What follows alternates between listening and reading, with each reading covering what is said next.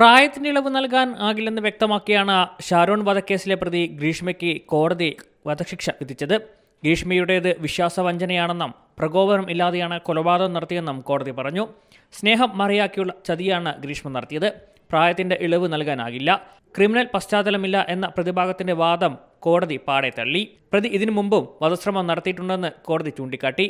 ഗ്രീഷ്മയെ ഷാരോൺ മർദ്ദിച്ചതിന് തെളിവില്ല. ഗ്രീഷ്മ വീണ്ടും കുറ്റങ്ങൾ നടത്തിയെന്നും കോടതി പറഞ്ഞു. 48 സാഹചര്യ തെളിവുകളുണ്ട്. അപൂർവങ്ങളിൽ അപൂർവമായ കേസാണിതെന്നും കോടതി പറഞ്ഞു. സംസ്ഥാനത്ത് വധശിക്ഷ വിധിക്കുന്ന ഏറ്റവും പ്രായം കുറഞ്ഞ ആളാണ് ഗ്രീഷ്മ. സ്നേഹബന്ധം അവസാനിപ്പിക്കാൻ തീരുമാനിച്ചാൽ വിഷം നൽകി കൊല്ലുക എന്നത് സമൂഹത്തിന് തെറ്റായ സന്ദേശം നൽകും. ഷാരോൺ മരണക്കിടക്കയിലായിരുന്നപ്പോഴും ഗ്രീഷ്മയെ സ്നേഹിച്ചിരുന്നു.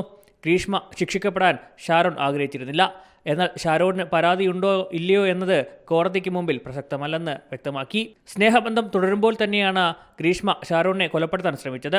വിധി പ്രസ്താവനത്തിനു മുമ്പുള്ള പ്രോസിക്യൂഷന്റെയും പ്രതിഭാഗത്തിന്റെയും അന്തിമവാദം കഴിഞ്ഞ ദിവസം പൂർത്തിയായിരുന്നു. കൊലപാതകത്തിനു പുറമെ തട്ടിക്കൊണ്ടുപോകൽ, തെളിവ് നശിപ്പിക്കലടക്കം വിവിധ വകുപ്പുകൾ പ്രകാരമുള്ള കുറ്റങ്ങൾ ഗ്രീഷ്മ ചെയ്തതായി കോടതി വ്യക്തമാക്കിയിരുന്നു. അമ്മാവനായ നിർമ്മലകുമാരൻ നായർ തെളിവ് നശിപ്പിച്ചെന്നും കണ്ടെത്തി. വധശ്രമത്തിനു പുറമെ 10 വർഷം തടവും ഗ്രീഷ്മയ്ക്ക് കോടതി വിധിച്ചിട്ടുണ്ട്. കേസന്വേഷണം സമർത്ഥമായി നടത്തിയ കേരള പോലീസിന് കോടതി അഭിനന്ദനങ്ങൾ അറിയിച്ചു.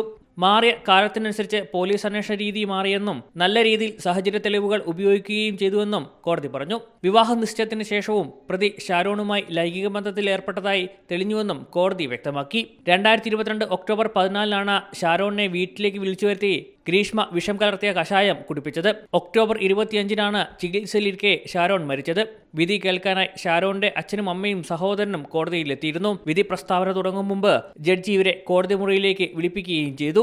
586 പേജുള്ള കോടതി വിധിയാണ് വായിച്ചത്. അതേസമയം ഗ്രീഷ്മയുടെ അമ്മാവനും 3ാം പ്രതിയുമായ നിർമ്മൽകുമാറിനെ 3 വർഷം തടവ് ശിക്ഷയും വിധിച്ചു. 2ാം പ്രതി അമ്മ സിന്ധുവിനെ കോടതി വെറുതെ വിട്ടിരുന്നു. C Malayalam news, Thiruvananthapuram.